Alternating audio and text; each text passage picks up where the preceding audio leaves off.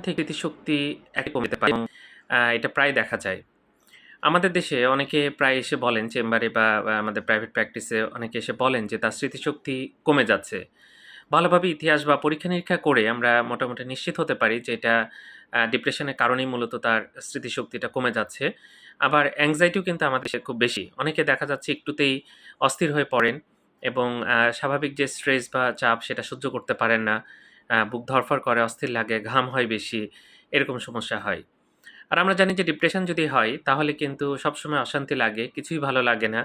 কোনো কাজ করে আনন্দ পাওয়া যায় না। আগে দেখা যাচ্ছে যে কোনো খেলাধুলা করতে পছন্দ করতেন বা টিভি দেখতে পছন্দ করতেন।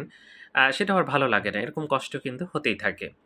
তো যাই হোক এইটা ডিপ্রেশনের চিকিৎসা করলে কিন্তু এই স্মৃতিশক্তি যে কমে যাচ্ছে সেটা কিন্তু ভালো হয়ে যায়। সাধারণত ডিমেনশিয়ার যে প্রধান কারণ অ্যালঝেইমার্স ডিজিজ বা পার্কিনসন্স ডিজিজ সেটা কিন্তু আর ভালো হয় না। যদিও ওষুধ আছে সেগুলো দিলে কিছুটা হলেও রোগীরা ভালো থাকে।